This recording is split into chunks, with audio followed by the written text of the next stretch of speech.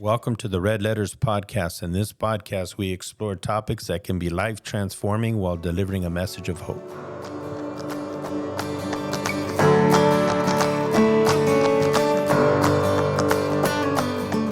Today we have a special guest. We will be talking to Rubina. She's a therapist. Rubina, would you like to introduce yourself? Yes, my name is Rubina Ghani. I'm a licensed marriage and family therapist here in California. Awesome. So one of the questions that we have been discussing here, but we really wanted your insight and your expertise, is chronic illness, the manifestation of stress, worry. So would you say, Rubina, that is that where most chronic illness comes from, is the worry that people carry, the stress that people go through? Yes. Okay. Yes, they do, because a lot of our stress is internalized, and that turns into chronic illnesses and diseases and other mental health illnesses. And what type of chronic illnesses are we talking about, Rubina? Yeah, so I mean, it can vary to, definitely in different cultures and ethnic groups, but a lot of it comes with such as diabetes, high blood pressure, hypertension, such as other diseases that we have in each of our cultures that maybe are common. Such as diabetes or such as heart disease. Right. As well. Okay. Gastro issues, with our stomach and our gut. Also autoimmune diseases. That's a really big one that actually manifests a lot from consistent trauma and stress that gets manifested into us. So the reason that it becomes a chronic illness, Rubina, is it because it's not diagnosed correctly, or is it hard to diagnose, or is it that's something that just people don't think about, would you say?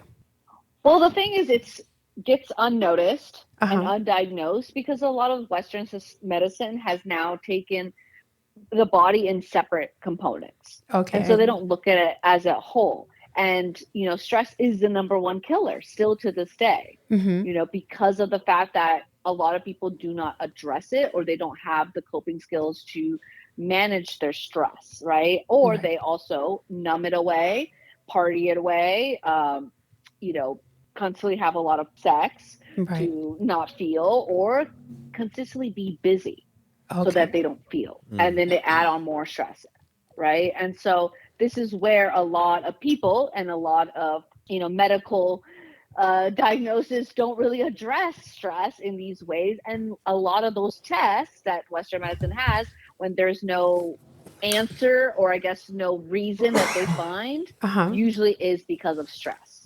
Oh, okay. But they're quick to diagnose it. Like they'll say, okay, now you have this, right? Okay.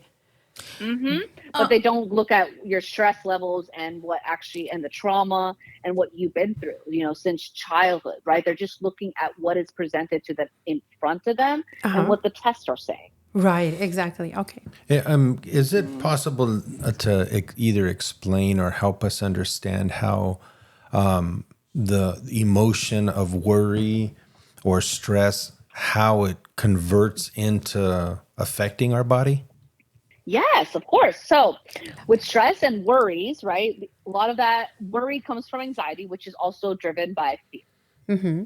And as we know, fear is a big, huge factor that consists of stress and worry. Right. Right. And so as we continue to internalize and suppress our worries and our anxiety and our stress, then it starts to eat away our body internally. That's how it manifests into these chronic illnesses and diseases and mental health illnesses, because it doesn't have a place to release. It doesn't have a place to get out, right? And so then instead it starts to eat away inside of us in that way. And people don't know what it is, right? They just like, oh, okay, it's fine. I feel this way.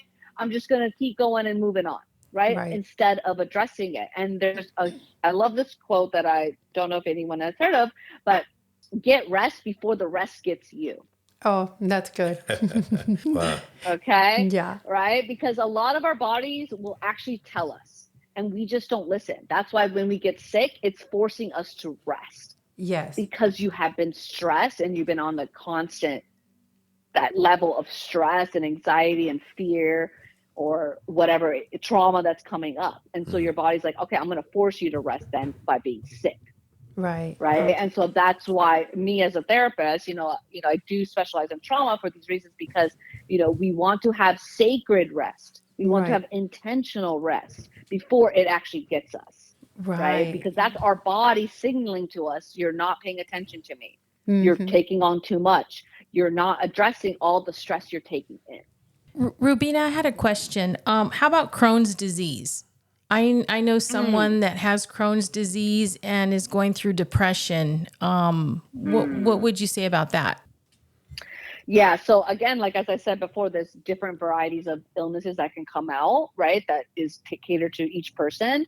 And so with someone who does have Crohn's disease and depression, I would actually invite them to do some more emotional healing around and somatic healing, right? Because a lot of that Crohn's disease is attached to emotions and trauma, right? And it's already embedded in us, and also intergenerational trauma. I think a lot of people forget that, coming from different type of cultures who have been in lots of trauma and wars and suppression and oppression, that it's been passed on genetically, right? And so if they have something like Crohn's disease, to look for more of a naturopathic doctor, more of somatic healers, to actually go in emotionally and start to release what is actually they're holding on to. That's so good. Which could be anything. Oh, thank you. And here's another question. How would you either separate, or how would you turn around and understand whether something was like given to a person genetically or something based on trauma that they experienced? Is there a way to separate the two, or is it kind of just too hard to separate?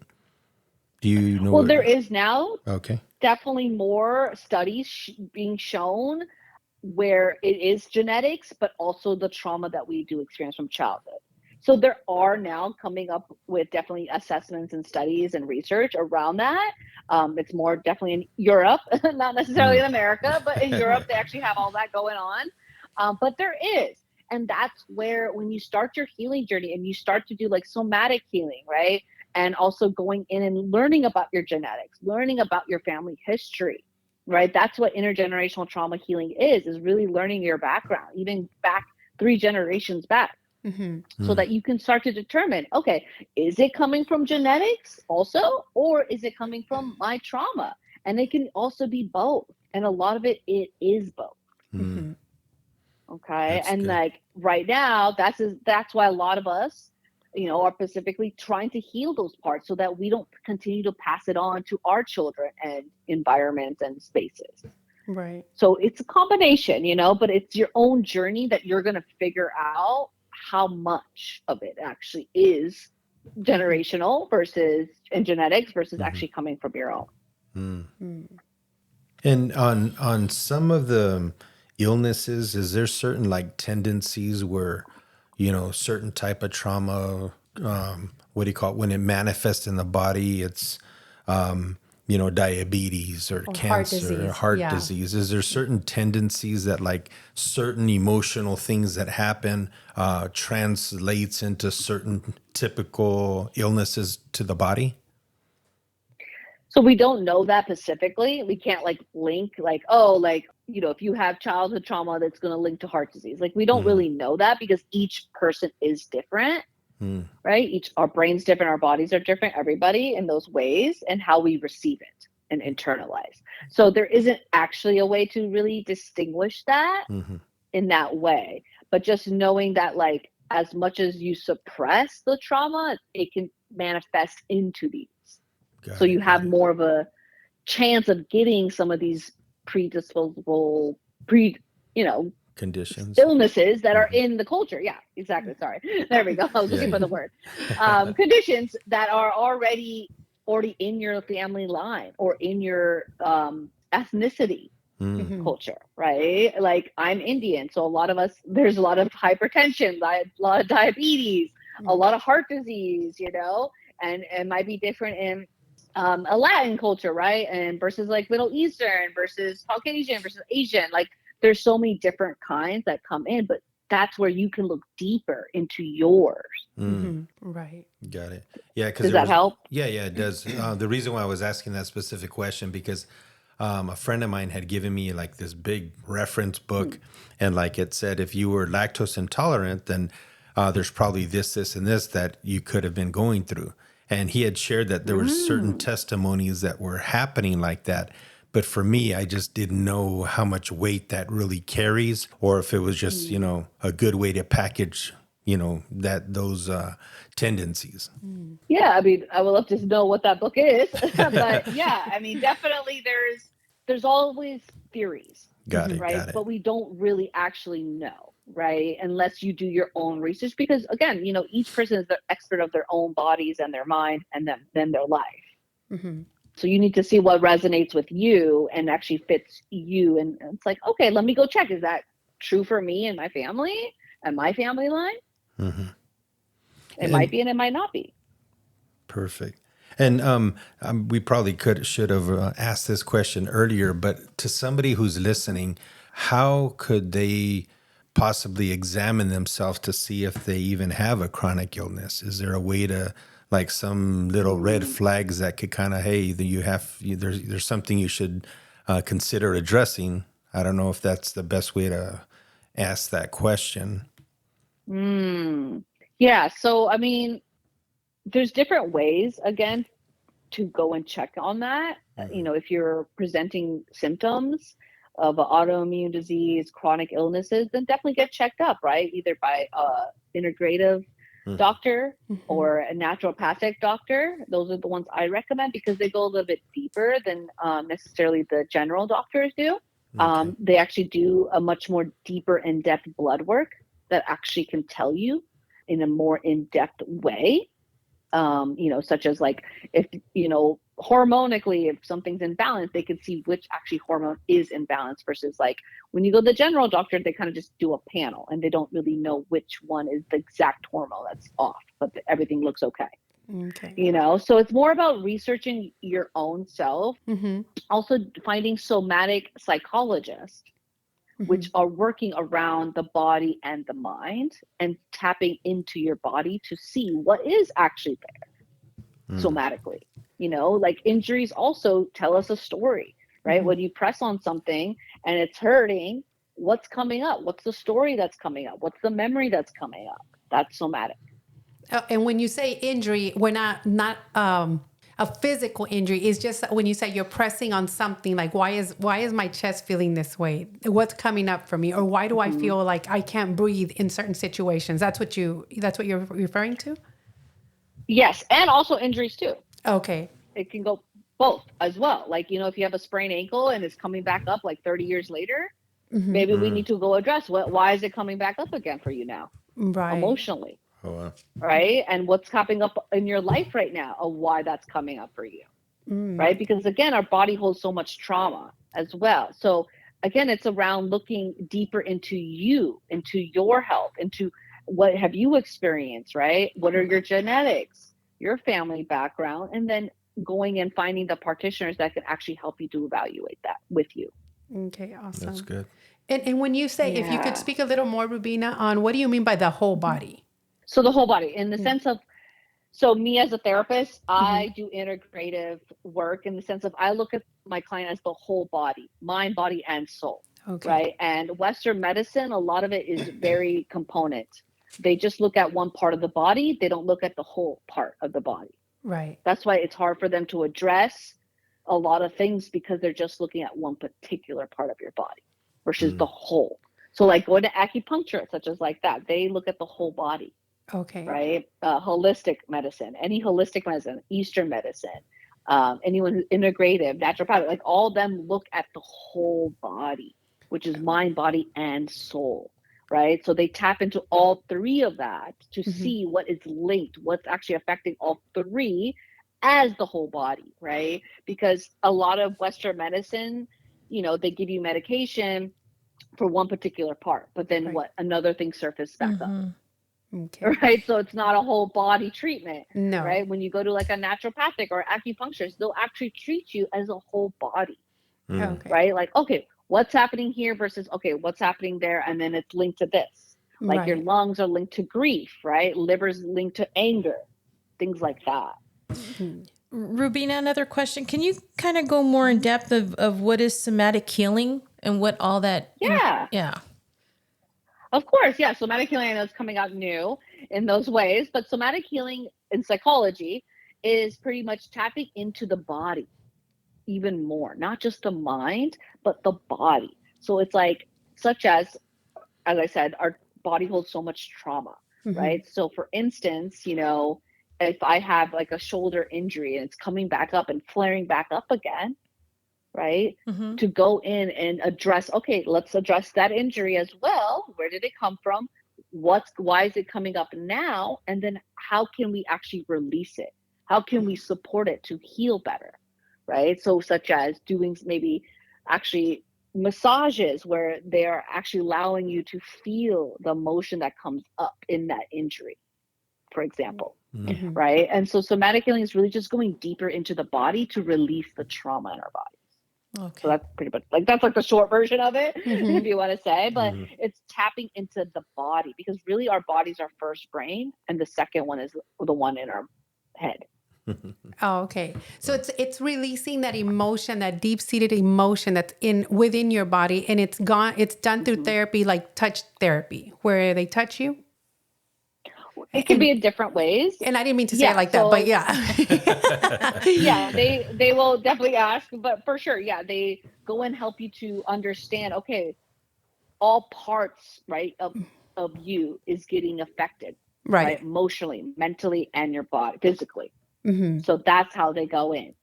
So Oh, somatic psychologists, a lot of them will be much more a physical touch, of course, right. and ask you, okay, when I press on this, what memory comes up? Okay. What is it that you're feeling right now? And Is that yeah, that helps a whole lot. How much does relationships play a role in chronic illness? ooh, okay, that's a big one. Yeah, it's a good question. It plays a lot. It plays a lot because I don't know if any of you guys heard of the quote, shame dies in safe spaces and relationships. Yep. Mm-hmm. Mm. Can you say that one more Okay. time? And yeah, shame dies in safe spaces and relationships. Mm, that's good. So, Mm-hmm. relationship is a huge impact in our psyche. Why? Because of the other person also, right? Are they projecting their own trauma onto you? Are you internalizing that, right? Which many of us do. And then that's how also we develop these chronic illnesses because we're internalizing other people's projections and traumas and whatever they're doing to hurt us, right? And not standing up and actually taking the safer route, right? And actually saying, no, we don't want this type of behavior or we don't want this Mm-hmm. relationship and, setting those boundaries, those healthy boundaries, right? So many people are afraid of what other people are going to think, right? But our relationships, family, romantic, platonic, work, they all affect us Right. in so many ways, right? And so when we feel safe in a relationship, guess what? That's where our shame dies, our guilt dies, because what? We're feeling supported. We're feeling assured. We're feeling that someone hears us, listens, is hearing us, acknowledging us, and sees us, Mm-hmm. That's so good. right?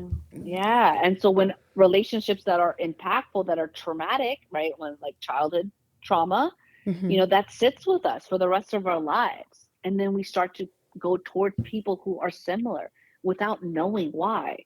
Mm-hmm. But the more healing you do, you start to understand, oh, I'm picking these types of people because it's familiar, because it's coming from my trauma, Yes. from childhood trauma, right? And those relationships I had back then, right? So it's like showing up in different bodies, but same things, Got right? it. And the more we heal, then we can acknowledge, okay, we don't want that. We want safer spaces, safer relationships. And the more you get that, the further you're away and more clear the dysfunction and toxicity will come to you. Mm-hmm. That's And good. you won't take on. Yeah. So it's a huge part and definitely the really big component when in mental health and our physical health. So in healing, Rubina, you can, once you have healed from whatever it is that you're going through, especially when you were the type of person that seeks out relationships that are toxic, like an abusive partner.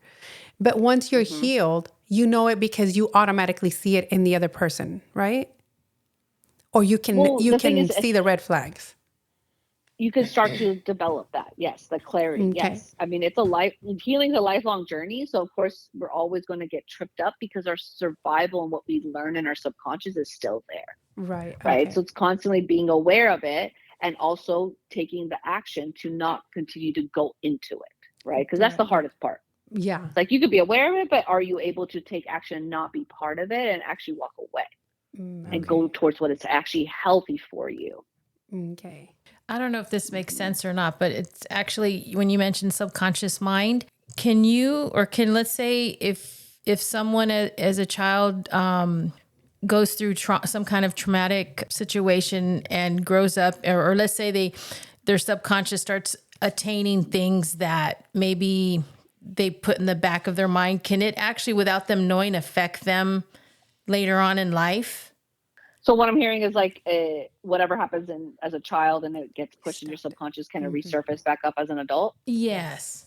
And they don't remember that Mm-hmm. that thing, but maybe it's reflecting or causing them to act out in a certain way, but they're not knowing why, if it's due to maybe something they have hidden in their subconscious, if that makes sense. Or maybe it's not the truth, but it's their truth. Yes, it definitely can. You know, I always say it's on my Instagram, Mind Peace Wellness, if anyone wants to go check it out. But I have a saying that everyone's walking around through their wounded inner child. Why? Because our brain is 95% subconscious and we use almost maybe up to 3 to 5, maybe 3% consciously. Right. And so everything that happens throughout life gets stored in our subconscious and it is going to come back up as an adult because it doesn't get addressed, right? There's no time in our life, in our period, where someone sits us down and goes, okay, let's talk about everything you went through childhood and make sure that it doesn't happen in adulthood, right? Like that doesn't happen. So it gets stored in there, right? And so we are seeing life through our wounded inner child and what we have stored in there. So it does come back up and people don't know why, because also your body stores it as well. Not just your subconscious, but your body. So, for instance, I had a client, she came in, she had a concussion and wanted to work on, the depression that the concussion had brought to her. But all her abuse from childhood has resurfaced up. And then she started acting it out, not knowing why. And then I addressed it with her that it's because of the things that happened to her childhood and didn't get the healing. And she didn't want to work on it, which is totally fine. It's up to each person if they want to work on it or not. But now she is disrupting her own family because now she's acting out her own trauma as an adult, not knowing why. So is that Okay. regression? And then no, it just impacts her children now because now wow. her children are going to be like, wait, what's going on? Like, I don't understand why my mom's acting this way. Right. When before she wasn't. Oh. Right. So then it starts to really change the dynamic of the family, right? Oh. But if she actually took the time to actually heal it, then she wouldn't do those and she could be more communicative and actually get the support that she needed. Okay. So, So good. it can affect all of us in those ways. Yeah. And there's a great book called The Body Keeps the Score that really talks about that. And it didn't start with you. Those are two really good books that I recommend around trauma, intergenerational trauma, and somatic healing. So yeah, a lot of us don't even know that we're being impacted actually from our childhood stuff. And like the client you were just mentioning, for people that are going through a situation like that, is there certain like coping skills that you could recommend to make sure that you're, trying to navigate through a healthier way of going through that situation or reliving certain traumas? Well, the first thing is actually learning about your wounds and your limited beliefs that came from childhood and from all those traumas that you've gone through, right? And then that's when the coping skills can actually come in, right? Learning, okay, what do I need? Okay, is it bringing me anxiety? Is it bringing me depression, right? Is it bringing me flashbacks, panic attacks? Like, what is it that's coming up? And then that's when, a third party, such as myself as a professional, can come in to help okay, this is maybe the toolbox we need for you for coping with this. Okay. So it really goes with also understanding first what are your wounds and triggers so that we can implement those. And what about as a steps. parent? If you have like a child that's going through that, or even a young adult, as a parent, how would a parent, or what can you give as advice to a parent to help them understand and be patient maybe with that person? Yeah, I mean, for a parent whose child is maybe going through it or has learned about maybe what their child went through as, or adult child went through as a child, right? Mm-hmm. It's just support them, right? It's just to give them that support without judgment, That safe right? place. And to Yeah. help, yeah, Mm-hmm. exactly, the safe place, so they don't feel shamed for it, Mm-hmm. right? Because everyone just wants to be heard, seen, and acknowledged Mm-hmm. and loved, right? And so the Mm-hmm. more we get that, then it will be better to calm the psyche inside of us, our body, so that we can share, we can communicate, and get that support from And others. maybe a second part to the question Ida just asked: is there a Hmm. when is there a way to turn around and get those lines blurred where it crosses over to where you're enabling them to continue and avoid changing? Mm. You know what I mean? How? For like for kids. Yeah. Like let's just say it's a young adult and they're going through that, and we need to create that safe place for them. Is there a way to kind of make sure that we don't cross over to where we're just enabling them to just live in that season State. and prolong that state? Mm. So in that way, is to ask, hey, what type of support do you need from me? Mm-hmm. You know, and so allowing that open communication to come in, right? Because of course all of us needs to also tell other people how to support us and how to love us as Sure. well. So also being that open space and receptive space of saying like, what do you need from me right now? How can I help? How can I support you? And then allowing the other person to share and to identify it for themselves. Mm. You know, because a lot of things is people don't really know until they actually start to get it first, and then it starts to come out more and more as they start to receive support, right? And so it's also the other person to understand that they can't push Mm-hmm. either, Mm-hmm. right? Don't keep pushing. Oh, well, this is what I'm going to do for you, da, da, da, da, right? It's like, no, let them tell you and come to you as well, right? As long as you're also being supportive and receptive.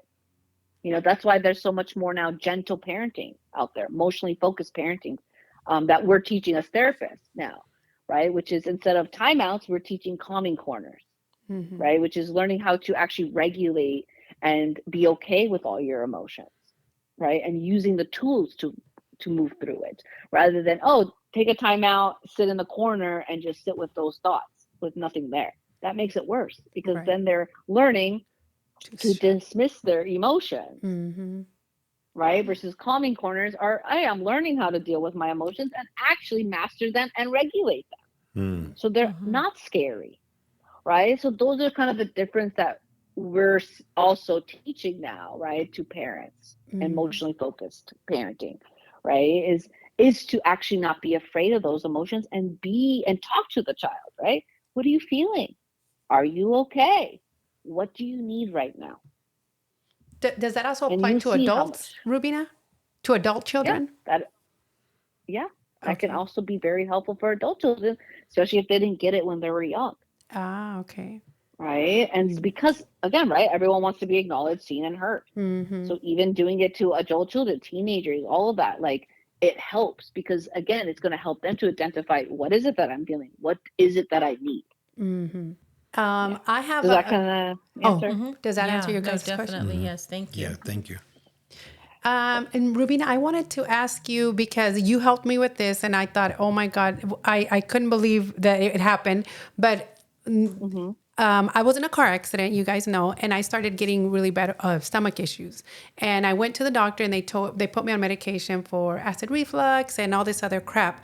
But well, that's what it was, a lot of stuff that they were calling it.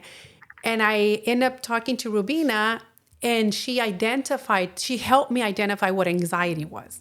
So, Rubina, can you talk a little bit about anxiety? Because I don't think that a lot of people understand that these stomach issues that we have come from anxiety or some type of severe anxiety. Yeah, of course. So anxiety lives right underneath our diaphragm, right? That's because it's fear driven. So our fear and anxiety all lives in our stomach underneath our diaphragm. That's why, we have stomach issues. And a lot of doctors, when you go get tested and they can't find a reason, it's usually anxiety. That's why. Or when you hear little kids saying, I have stomach aches when, they're already eating and stuff like that, it's because they're nervous, right? Or they're feeling a little anxiety. So it sits in there. And that's where somatic psychology comes in, right? Where it's like, okay, let's dress the body, which Right. is the stomach area, right? And how to release that anxiety right there, which is through breathing, right? Learning, okay, what is the triggers of that anxiety that's sitting there, right? Right. And this is where deep breathing, breath work comes in, because when we breathe into our bellies, we can disperse the anxiety and the fear, right? Okay. 80% of the world is breathing from their chest. We need to breathe from our bellies. From our bellies, yes. And Yes, because our that would chest makes it worse. okay. Thank you, Rubina, because that's what was going on with me. It was a lot of chest pain. It was a lot of acid reflux, Yeah. what I thought I was having. And I was put on medication. And just after talking to you, it went away. And I know it doesn't happen like that for everybody, but I know for me, it did happen. Like anxiety was gone. So I don't have it. I'm sorry. Acid reflux. That's what they were saying I had. I didn't have it anymore. And also some other stomach issues. You mentioned, Ulcers or no, you mentioned that when you can't eat certain milks. lactose. Lactose. Yeah, I was yeah. even told I was lactose, but now I'm back to drinking, which is not even good for me anyway, but I'm back to drinking milk. But also, Rubina, what would be some of your treatments? Because I love when you said this. Instead of running and taking these meds, you recommend something else that also works, especially for what I was going through with the anxiety stuff. But do you want to talk a little bit about what the teas? Oh yeah, definitely. Yeah. So, teas. So teas are so much different than coffee. Okay, teas actually have a lot of healing properties. And again, do your research on which teas actually will be that for you. So, like, I have my own little guide. Turmeric tea is really popular nowadays, but that's definitely one. Lemongrass, hibiscus, ginger tea, like all of those teas really helps us in our healing as well. Right. Anxiety, right? Depression, even to help soothe us in so many different ways, right? And so healing teas can help. Breath work definitely is, I recommend completely for everybody to go through, because of the fact that it actually does go into the body to help you to release a lot of that trauma that's in our bodies, not just in our mind. Oh, awesome. Actually, to go back, Rubina, about the breathing, can you explain a little more of why it's important to breathe from your stomach, not your lungs? And then how would someone go about learning to do that? Yeah, of course. So breathing from our stomach and our bellies, we're able to actually disperse those fears and anxiety, like I was saying, because you're now have oxygen down there, right? And oxygen is what helps the rest of the body to function better, right? When panic attacks happen, it's because we're losing oxygen in our brain, and it's alerting the rest of your body. That's why the panic attack are so severe, and people think like it's like a heart attack, right? Because you're losing oxygen, literally. And so that's why breathing in your belly, going to open space where there's a lot of trees, because oxygen, released by trees as well, is so important, because then we need oxygen in our bodies to actually keep the blood flowing and our body functioning in a more regular state and flow state, right? So belly breaths, doing actual, like going and getting breath work sessions, like transformative breath work or trauma informed breath work. Any of those breath works out there is all good, because it teaches all of us we need to breathe through our bellies, because that's actually where we are the most full, if you want to say, like, quote unquote, like full. We are able to regulate in a much better way and function in life in a better way when we're breathing through our belly. Whenever you are feeling frustrated, take at least 10 to 5 deep breaths and tell me how much of that actually changes your mood. Right. And it does. Mm-hmm. Right? Because you're taking the time to actually breathe, be full in your body, and then it helps the rest of the moods in your body and your brain Right. to switch, Awesome. and so this is where breath is so important. All of us forget that we have this natural part of us that we already do, right? The breathing, and we kind of take it for granted. But when we start to actually just take a moment and breathe in our bellies, you start to see things much more clear. Your moods also start to shift, and also you get to in tune with your intuition. And that, I think, is the biggest part with breathing. Your intuition start to come out a lot more, right? Right. So that you can function a lot more from that part of you. I love how you shared with me, Rubina, like when those deep breaths, they just take, it's something so natural and we forget to do it, especially when we're in a state Yep. of fear, in a state of panic, in a state of anxiety. For myself, I shared this with Rubina, when I was doing physical therapy, I realized at that moment that what I was doing, I was holding my breath most of the time. But because of what I'd gone through, I had so much fear in my body that I didn't realize what I was doing. So something that Ida said earlier, can those things come up? That was my body's way of telling me I haven't addressed something. So when I was holding my breath, I was feeling pain in my body, but that's because I didn't even realize, like, breathing is so natural and so normal to us, but I didn't realize what I was doing most of the time. In the state that I was in fear, so I'm holding my breath. So of course stuff is hurting in my body. Of course anxiety is going to act up. But that's something that she showed me. So And we're talking a little bit about some of the like remedies that to help.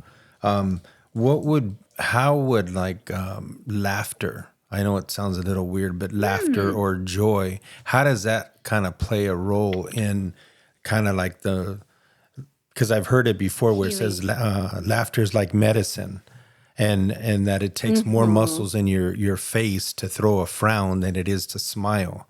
So does that play a Yeah. role in some of the healing process, if you will, or coping process, or how to deal with that? Yeah. I mean, joy and laughter and love, they're all high vibrational energies.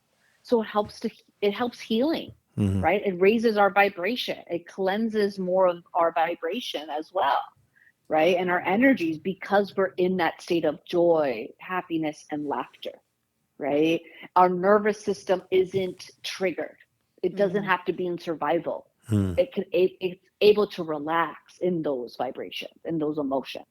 That's why it's so healing, because your nervous system is relaxed, and that's what we want. It doesn't, right? Our nervous system is flight, flee, or fight constantly, right? It can be triggered in that way. But when we are in love or in loving spaces, joy and laughter, your nervous system's calm.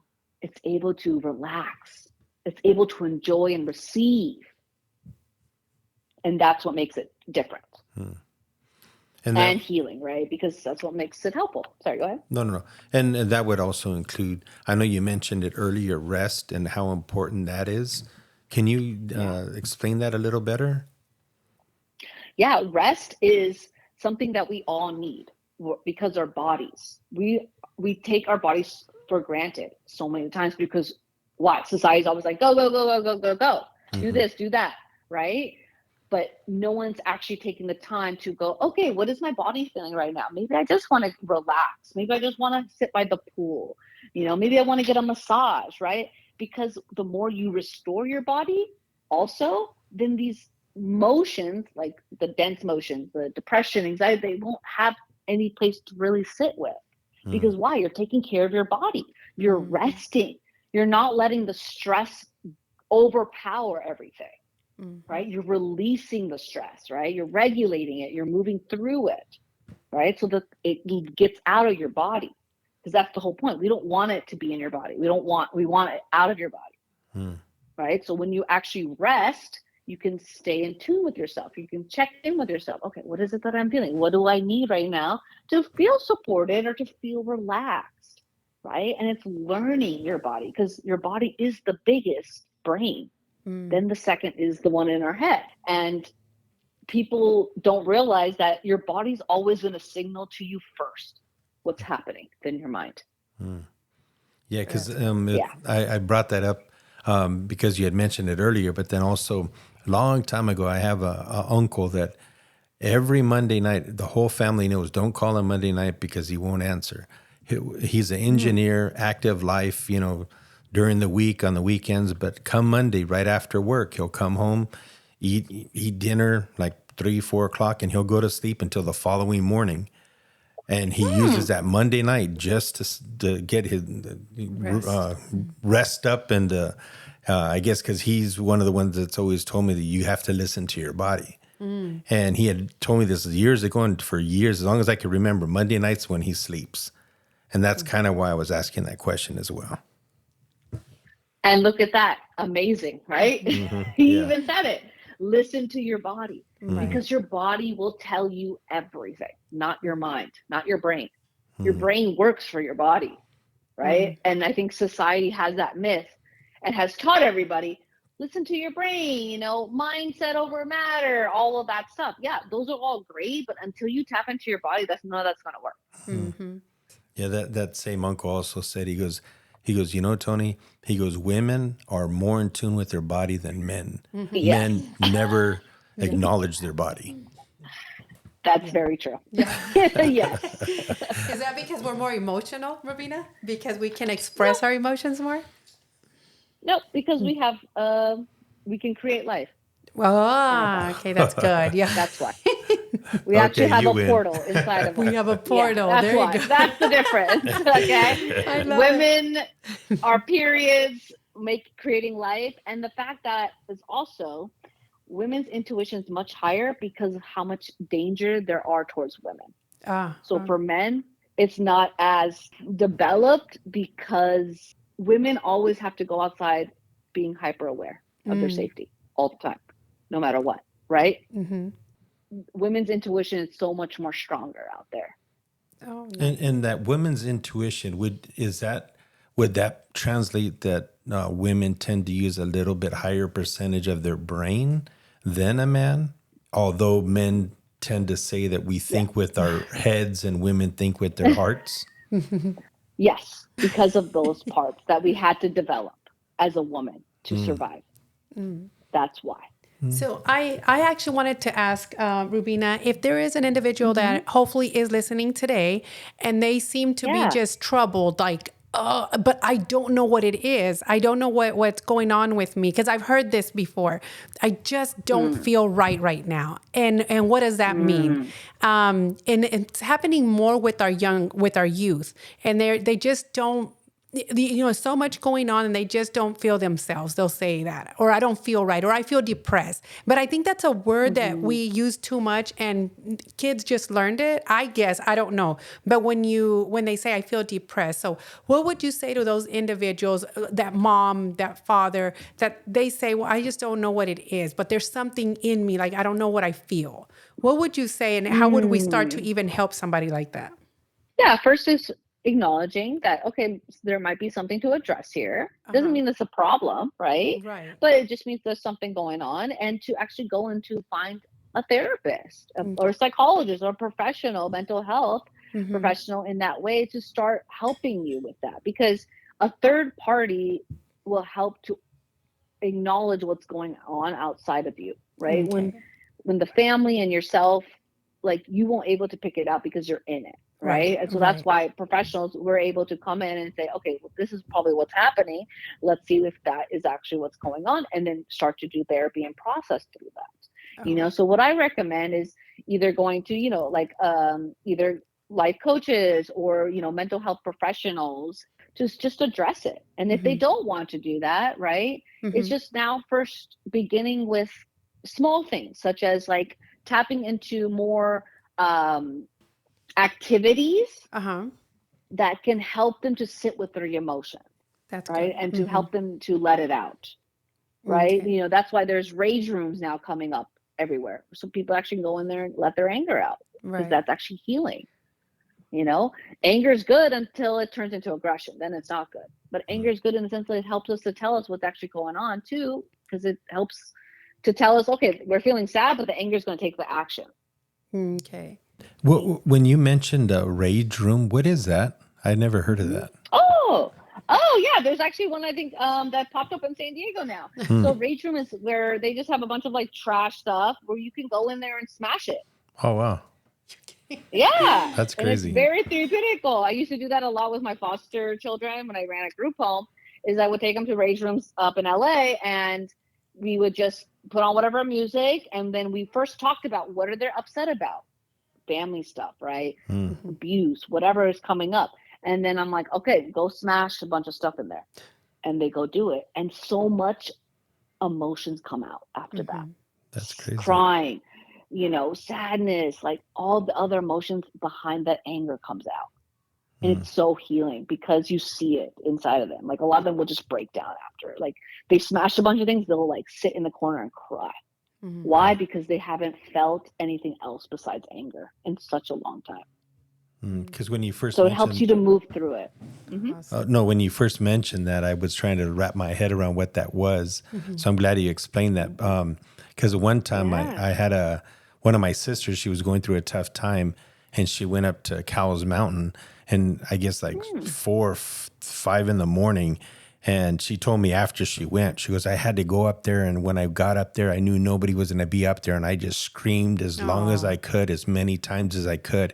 And I felt so much better. And I was like, I couldn't wrap my head around them. Like, what are you doing? Yeah. But this kind of makes sense. Releasing. Yeah, not taking that it is on. also another one. Yeah, screaming into pillows, screaming into a top of a mountain. That's also another good way to release. Right? Give yourself a little tantrum on your bed, kicking and screaming and wallowing. Like get it out of you. In that way. She got it out of herself. Yeah. And that's also one of my tools that I also give to my clients is like, go scream 3 times to the top of your lungs and tell me how much of that actually helps and release. And it does. And that's where you almost have to turn off your mind and just do it, right? Just, feel it. Yeah. You feel it. You're feeling it, right? Because your mind's not going to change it. It's just going to analyze it, which isn't going to change anything of how you feel, right? But when she did like that, when she screamed on top of the mountain all those times, she's releasing everything. Got it. And can I, I'm going to, if it's okay to ask one more question, it might, I don't know if it's really on topic or not, but how a lot of times, when like the older generation, a lot of times labels the generation now as a generation of people or young people or young adults that are entitled. Do you have maybe like your thought on why that generation is brought up or kind of manifesting themselves in that way?